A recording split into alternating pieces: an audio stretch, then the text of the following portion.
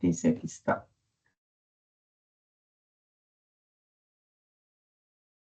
¿Qué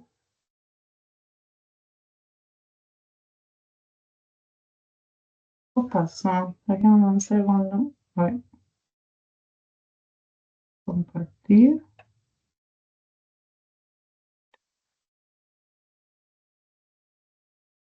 ¿Me confirman si están viendo, por favor? Sí, profe. Sí, profe. Ok, perfecto. Bueno, entonces vean que lo que hicimos, chicos, fueron puros datos, ¿verdad? Pero ya por lo menos tienen esto que es como la estructura de lo que van a tener que hacer este proyecto. Entonces, ahora esos datos que hicimos van a ver de dónde salen los flujos. Es súper fácil. Ya aprendiendo es súper fácil. Entonces, aquí les voy poniendo como los pasos. A mí me gusta trabajar en pasos. Y vieras que se aprende eso uno de memoria, porque yo tengo un montón de años y ya estoy acostumbrada y todo ha sido así a puros pasitos. Entonces, vea, la construcción de un flujo de caja con efectos del financiamiento y amortización de deuda, puesto que es como se los pedimos y cualquier banco va a pedirlo así, ocupamos tres pasos. Primero hay que construir un flujo de caja puro del inversionista y calcular el banco en la tamar del inversionista. Eso es como un primer flujo. Después, construir el flujo de caja de la deuda y calcular el BAN de la deuda con la tamar del banco. Y después, realizar el ajuste del flujo de caja donde se suma el BAN del proyecto puro del inversionista, el BAN de la deuda y se suma el ahorro de impuestos. Ya cuando tenemos todo eso es cuando ya vamos a poder sacar la TIR, el índice de deseabilidad, la recuperación del proyecto. Entonces vean que es como una estructura de tres flujos, por así decirlo. Entonces, ¿cómo lo hacemos? Ok, vamos a jalar todos los datos que estoy jalando de aquí son los datos que están arriba.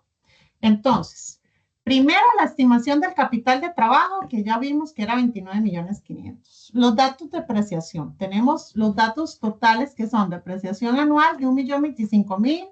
Tenemos una depreciación acumulada de 6.150.000 y tenemos un valor residual de una máquina que nos quedó en el estudio técnico de 1.000.000 de colones. Vean que lo que hacemos en eso es jalar todos los datos de los diferentes estudios. Por eso es que yo les dije que en el Excel, o sea, de la cátedra les puse un Excel en donde poníamos diferentes pestañas de estudio de mercado, estudio técnico. ¿Por qué? Porque al final tenemos que jalar todos esos datos a construir el flujo.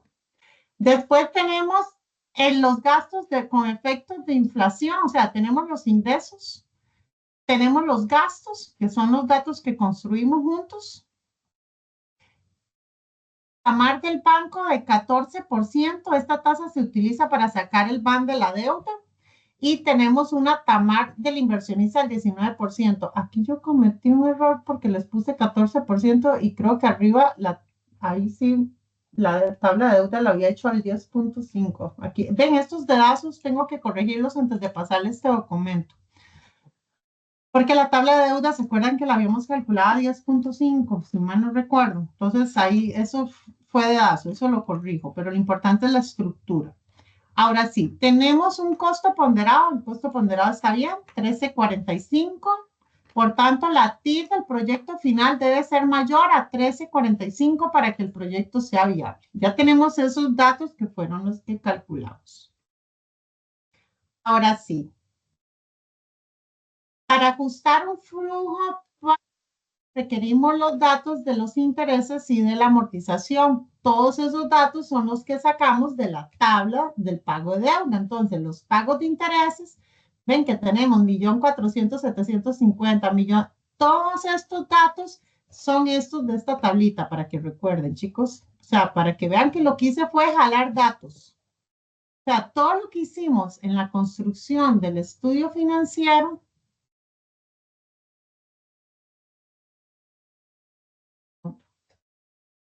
¿se acuerdan cuando hicimos la tablita de la deuda?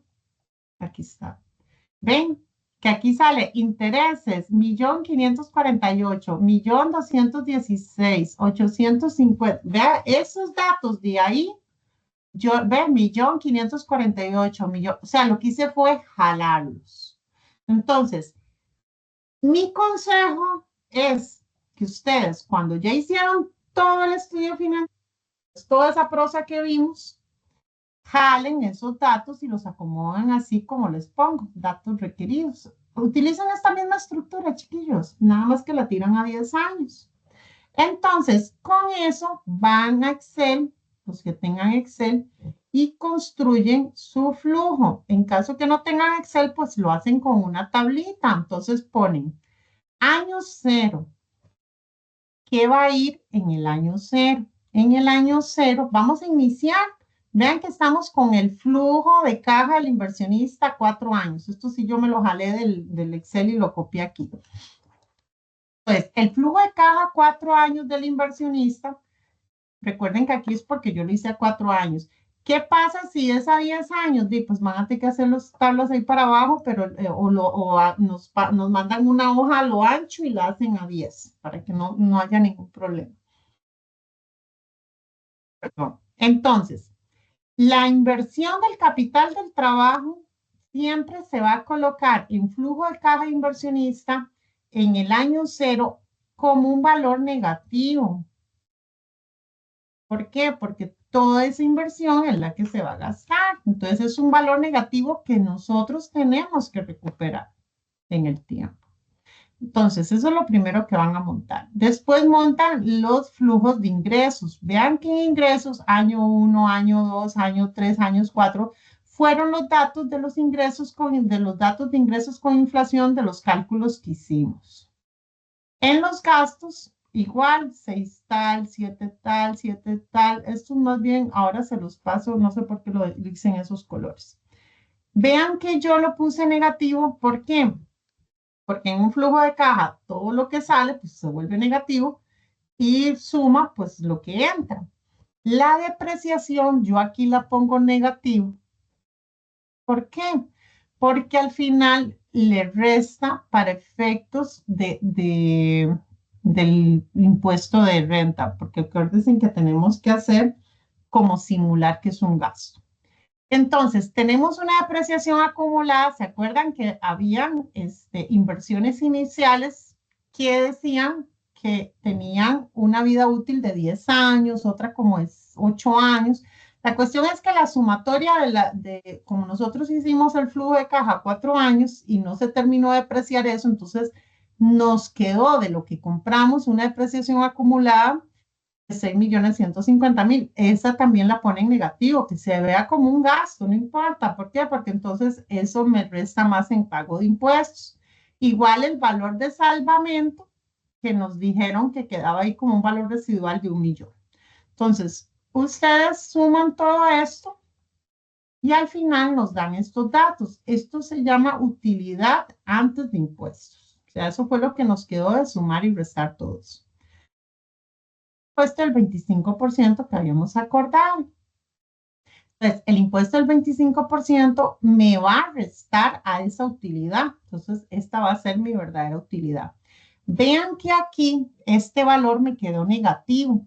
Entonces, cuando en Costa Rica un negocio nos dio negativo, no hay que pagar impuestos. Entonces, vean que yo puse 0. Entonces, ahí no me tienen que calcular ningún impuesto, puesto que está negativo. O sea, más bien ese año fue con pérdida. Entonces, ustedes ponen 0.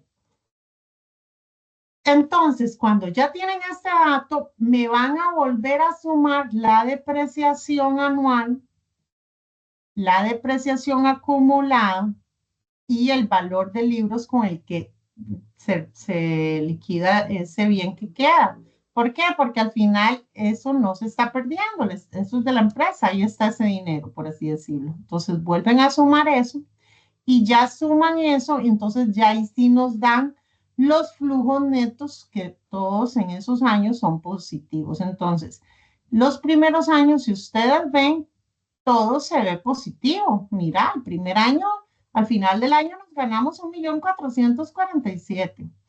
En el segundo año, 1.532.000. En el tercer año, 1.599.000. Y en el cuarto año, 1.855.000. Entonces, si quitáramos este año cero, la inversión inicial, diríamos, mira, está bonito ese proyecto del tomate, está bonito. Pero esa no es la realidad. ¿Por qué? Porque hubo un financiamiento para hacer ese tomatal. Entonces ahí es donde tenemos que ver la estructura de costos de inversión inicial que hubo. Entonces, para ver eso, hacemos un análisis de un flujo de caja acumulativo. Entonces, ¿en qué consiste un flujo de caja acumulativo? En donde, a nivel de flujo de caja puro, ¿verdad? Del inversionista. Tomamos todo el total de la inversión principal, inicial, que es negativa, menos 29.500.000. Entonces ustedes vienen y la vuelven a colocar aquí abajo, en donde dice flujo de caja acumulado. Entonces, el flujo de caja acumulado del año 1, de este año 1, que va siendo como 2024, va a ser la suma de este flujo más este año 1. Entonces es menos 29.500 y un positivo millón tal, entonces ya baja 28 millones. Ahora viene este, baja 26, suma este. Al final del año quedando negativo 23.064.000. Eso está re malo, pero es parte de lo que ocupo que vean para que comprendan los diferentes conceptos. Ahora sí, calcular el BAN. El BAN, aquí yo se los hice de una forma, o sea, el BAN es muy fácil de calcularlo en Excel porque ustedes ponen igual, jalan los, y como nosotros les pedimos el Excel, el que pueda hacerlo en Excel, el BAN, no pasa nada. El BAN y el TIR lo pueden sacar en Excel. Pero este procedimiento explico a estudiantes que no tienen la facilidad de tener un Excel. ¿Cómo saco eso en una calculadora científica normal y corriente? Entonces aquí yo les estoy agarrando una formulita, pues que porque lo vale del Excel se ve como un poquito diferente. Entonces, para calcular el BAN del inversionista, el BNT es el flujo en el tiempo de cada año. El BNT me refiero al flujo de cada uno de estos. 1.447.000 es en el tiempo 1, 1.532.000 es en el tiempo 2, 1.599.000 es en el tiempo 3, 1.855.000 es en el tiempo 4. Entonces es la sumatoria de esos flujos menos la inversión inicial. Entonces, ¿cómo se saca un BAN de manera manual? Porque por Excel ustedes ponen la tasa, el flujo y ya se fue. Entonces, ustedes, para aplicar la fórmula, toman la tasa del 19%. Recuerden que estamos con el flujo de caja del inversionista. Entonces, toman la tasa del 19, le ponen el 1.447.757, que es el flujo neto 1, o sea, este 1.447.250. Eso lo dividen entre 1 más la tasa que pide el inversionista, 19% elevado a la 1. ¿Por qué 1? Porque lo estamos tomando del año 1, es referencia en el tiempo. Ahora, para el año 2, tomamos el flujo obtenido en el año 2, 1.532.237. Vean, es este, 1.532.237. Eso lo dividimos entre 1 más la tasa elevado a la 2. ¿Por qué 2? Porque corresponde al año 2. ¿Ya? Y así sucesivamente lo hacen hasta 10 años. Estos datos al final los restan en la inversión inicial total general, pero lo resta en menos 29.500, o sea, el valor total absoluto, ¿verdad? En valor absoluto. Entonces, la inversión inicial fueron 29.500, entonces menos eso. Eso me está dando en negativo menos 29.423.000. Un BAN negativo es ya de fijo, ya es un proyecto que no va. Pero aquí lo que me interesa es que vean cómo se saca. Ahora sí, viene el BAN de la deuda. Recuerden que ocupamos hacer un flujo puro y después un BAN de la deuda. Cuando hacemos un flujo de la deuda, o sea, para sacar el BAN de la deuda es porque hay que hacer un ajuste de impuestos. Y recuerden, vean la diferencia entre un flujo puro y un flujo de deuda. En el flujo puro, ojo aquí, que la inversión inicial queda negativa en el flujo. En un flujo de deuda, la inversión inicial en el año 0 es positiva. ¿Por qué? porque me está dando el banco dinero. Entonces eso es positivo para mí. Entonces lo ponen positivo, pero ya ponen solamente el financiamiento del banco. Entonces, ustedes vienen y ponen todo el financiamiento, solo el que da el banco, que son 14.750.000. Entonces vienen y me dicen, ok, en un flujo de caja de deuda, lo primero que hacen son los gastos financieros, que son la parte de los intereses, que fueron los datos que nos jalamos de arriba. Entonces, esto va a estar en negativo, 1.400.000. ¿Por qué? Porque es dinero que nos va a salir para pagar. ¿De dónde salió esto? De los datos que jalamos de la tabla de la deuda, estos pagos de interés, 1.477.000, 1.216.000, y vean que por aquí anda la amortización. De la tabla de deuda sale el flujo de caja de la deuda. Entonces, ponen los gastos, calculan el ahorro por impuestos. Pues recuerden que pago intereses, hay un ahorro de impuestos. Entonces ya vamos a tener los gastos financieros después de impuestos. Y ahora sí, le tienen que sumar, en negativo, por supuesto, la amortización de la deuda. Entonces, al final, el flujo de cada año es esta sumatoria. Ahí viene. ¿Cómo sacamos el ban de la deuda? Volvemos a hacer, aquí sí se los dice de una vez directo del Excel, pero ya saben que es esta misma fórmula y es este mismo dato. Para estos datos de la deuda, todos estos flujos de aquí estarían en negativo y aquí igual la inversión inicial, que sería el préstamo, queda en negativo. Entonces, al final ya tienen los datos del ban de la deuda a una tasa del 10.5 y del TIR de la deuda a una tasa del 19%. Vean que se tuvo que hacer entonces un flujo de caja puro, un flujo de la deuda. Ahora tenemos que hacer el flujo ajustado por la deuda. ¿Qué significa eso? Eso significa que para ajustar el flujo tenemos que venir y sumar los BANs. Entonces, viene el BAN del proyecto puro que me dijo que era 29.423.000, o sea, este BAN de aquí. Y le sumamos el BAN de la deuda. ¿Qué sucede cuando el flujo este es positivo? Pues muchas veces el plan ajustado, si el proyecto es positivo, esto me va a dar positivo. Aquí el problema es que nos está dando negativo. ¿Por qué nos está dando negativo? Porque estoy creando un proyecto de tomates en donde estoy comprando máquinas. O sea, si los ponen a analizar, digamos, aquí un ejemplo, ya aquí sabemos que esto salió negativo, pero yo les pido, analícenme por qué salió negativo.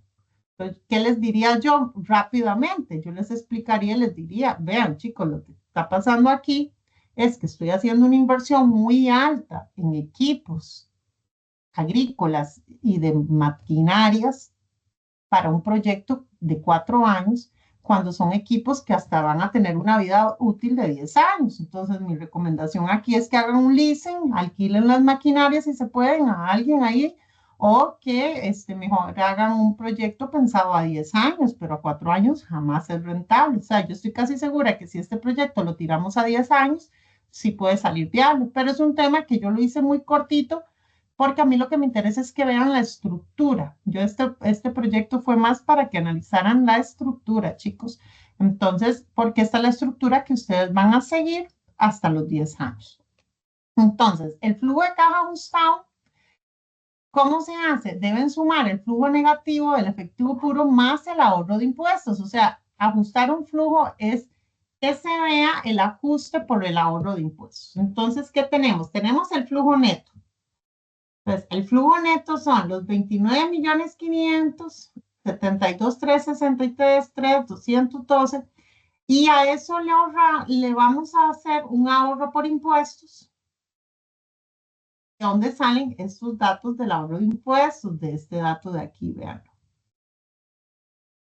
Entonces, ajustamos este ahorro de impuestos, lo ven aquí, y entonces el flujo ajustado ya me va a quedar con estos datos.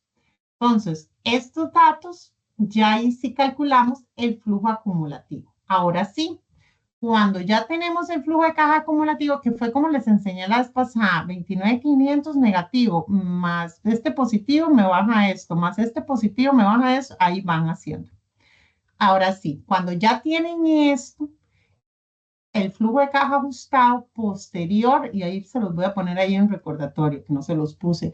Cuando ya tienen el flujo de caja ajustado, es cuando ya pueden sacar la TIR del proyecto, el índice de deseabilidad, calcular la recuperación del proyecto. Antes de eso no lo hagan, porque no son datos válidos. O sea, hasta que no esté el flujo de caja ajustado, no se puede hacer.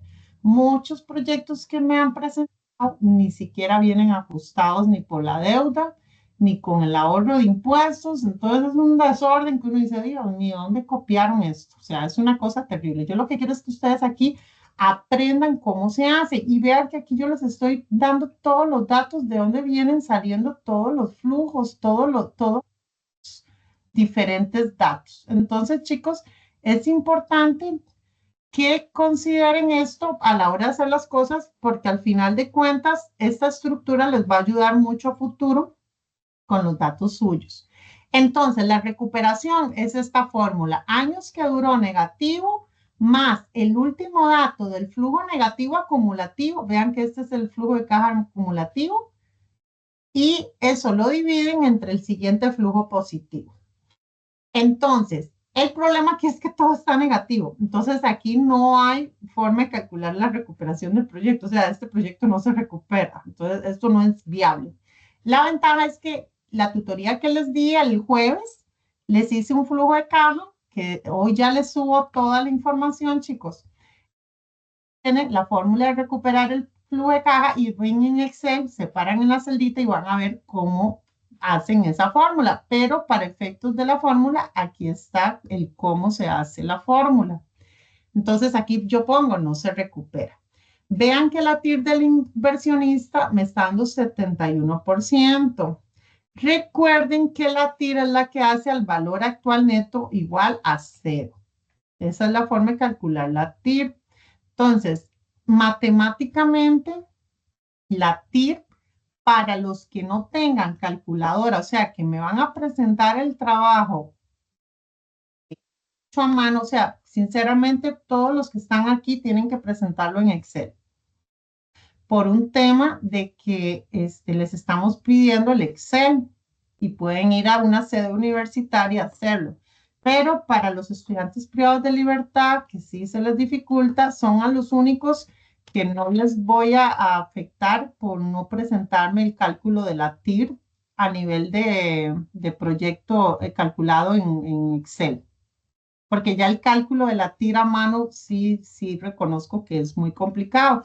Pero a ellos sí les digo que entonces me tienen que poner que la TIR es la tasa que hace que el BAN sea igual a 0. En el caso de este proyecto, como el BAN es negativo, si tenemos un BAN negativo y tenemos un costo ponderado actual de 13.75, me está indicando que entonces esa tasa del BAN, para que no me dé ni 13.75, ese proyecto, la tasa es como, bueno, vean en el TIR, me está saliendo menos 71.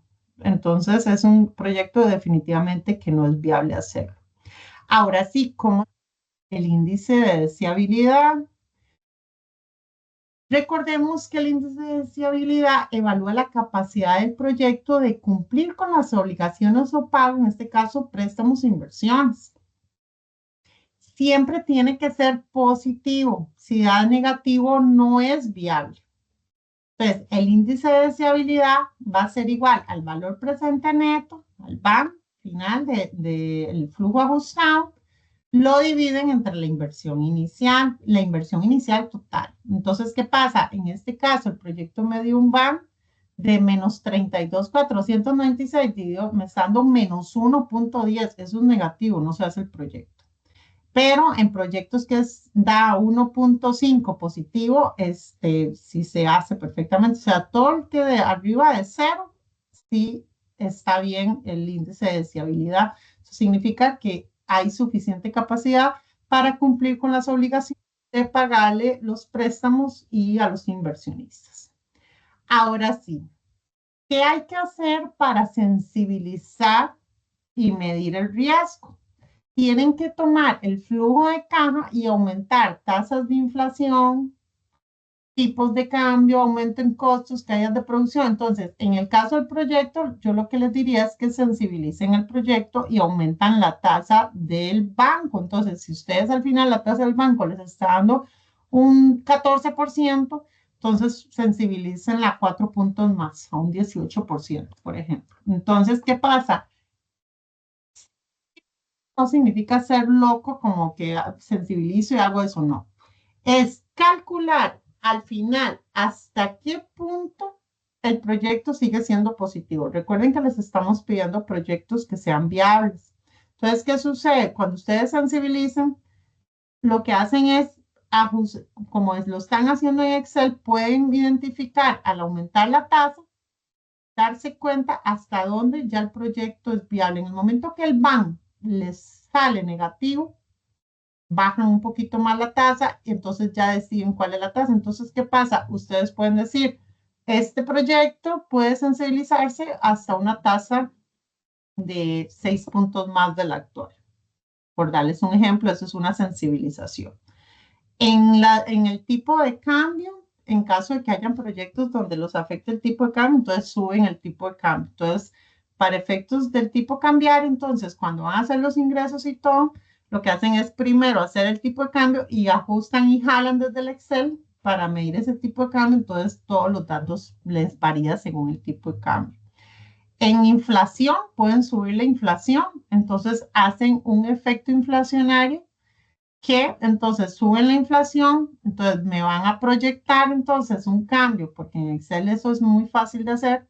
Entonces cambian la tasa de inflación, entonces ya van a cambiar todos los datos actuales de inflación, pero no, a ver, no los que tienen en no volver a hacer la regresión lineal ni eso, sino que digamos de lo que dio la regresión lineal, decir, bueno, vamos a subir los 4 puntos más, entonces ahí se hace el cambio y ya se dan cuenta. O sea, al final lo que nosotros queremos es que ustedes vean hasta dónde, cuando ustedes incorporan un estrés, una presión a su flujo de caja, hasta dónde pueden llegar ese flujo para que sea rentable.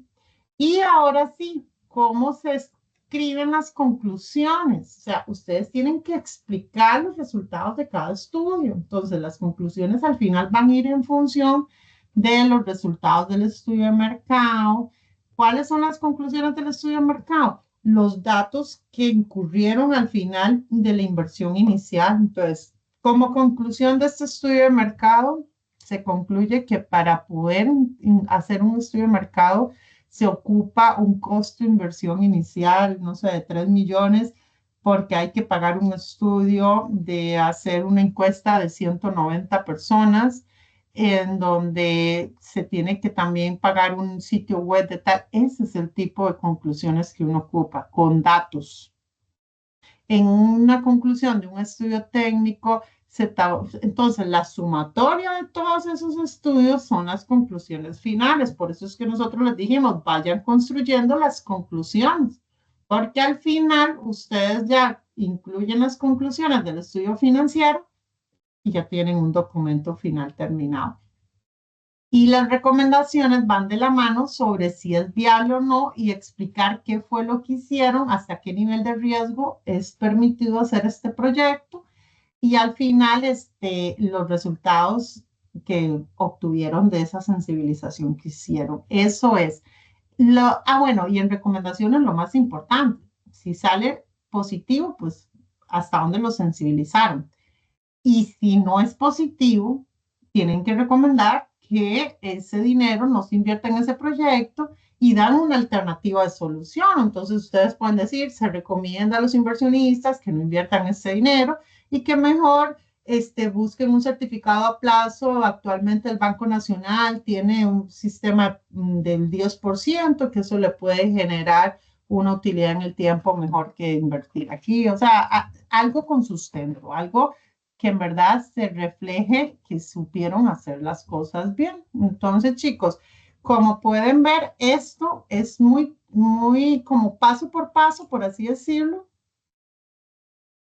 Voy a guardar los cambios. Pero que no, porque no tengo que guardar eso. Como pueden ver, chicos, voy a dejar de grabar para que no se haga tan largo. Listo. Listo.